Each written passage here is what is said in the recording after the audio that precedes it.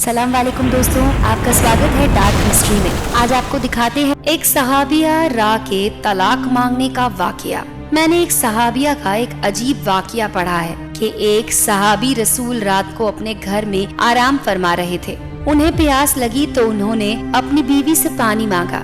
उनकी बीवी साहबे औरत थी और वो पानी लेकर आई तो वो सहाबी सो चुके थे। वो औरत इतनी खिदमत गुजार थी कि पानी लेकर खड़ी हो गई। जब रात का काफो हिस्सा गुजर गया तो साहबी की आंख खुली तो ये देखकर हैरान रह गए कि उनकी बीवी पानी लेकर अब भी खड़ी है। पूछा, तुम कब से खड़ी हो? उस साहबिया औरत ने जवाब दिया, जब आपने पानी मांगा था मैं पानी लेकर आई तो आप सो चुके थे, इसीलिए मैंने आपको जगाकर आपकी नींद में खलल डालना मुनासिब नहीं समझा और सो जाना भी गवारा न किया, क्योंकि मैंने सोचा कि मुमकिन है फिर आपकी आँख खुले और आपको पानी की तलब हो और कोई पानी देने वाला ना हो। खिदमत गुजारी और वफादारी में कोताही ना हो, इसीलिए मैंने सारी रात पानी लेकर यहाँ पर खड़े रहना ही सही समझा। जरा सोचिए कि यह वफादार बीवियां हुआ करती हैं। इस जमाने में अगर खवाइंद पानी मांग ले तो पानी 100 बातें सुनने मिलती हैं। जब उस औरत ने ये कहा कि मैं सारी रात खड़ी रही तो इस साहब की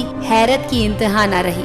वो फौरन उठकर बैठ गए और अजीब खुशी की कैफियत में अपनी बीवी से कहने लगे, तुमने खिदमत की इंतहा कर दी। अब मैं तुमसे इतना खुश हूँ कि आज तुम मुझसे जो मांगो वो दे दूंगा। तो उस पे साहबिया ने कहा कि मुझे तलाक दे दो। जब साहबी ने ये अल्फाज सुने तो उसके होश उड़ गए और वो अपनी बीवी के चेहरा इस तरह देखने लगा जैसे उसका सब कुछ छिन गया हो और कहने लगे कि ये तुम क्या कह रही हो, पर अब हो भी क्या सकता था। मैं वादा जो कर चुका हूँ, मैं तुम्हारी ख्वाहिश पूरी करूँगा, लेकिन पहले चलते हैं रहमत आलम मोहम्मद की खिदमत में। चुनाचे सुबह सादिक का वक्त हो चुका था। ये दोनों मियाँ बीवी अपने घर से निकलकर रहमत आलम मोहम्मद के हुजरे की तरफ रवाना हो गए। रास्ते में एक गड्ढे में साहबी का पांव फिसल गया और वो गिर गए। उनकी बीवी ने हाथ पकड़कर साहबी को उठाया और कहा, आपको चोट तो नहीं आई साहबी? तब साहबी ने जवाब दिया कि कुछ तो नहीं, अलबत्ता पांव में तकलीफ है।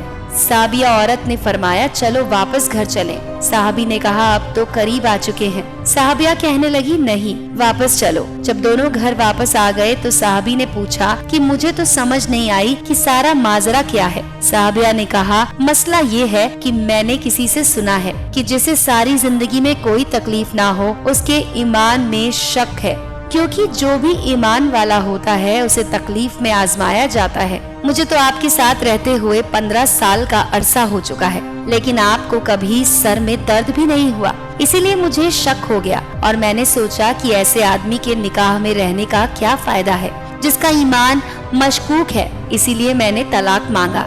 लेकिन जब रास्ते में आपके पाँव में चोट आई तो मेरा शक दूर हो गया कि अल्हम्दुलिल्लाह आपकी तकलीफ में आजमाए गए और आपने इस तकलीफ पर सब्र किया। ये है शब।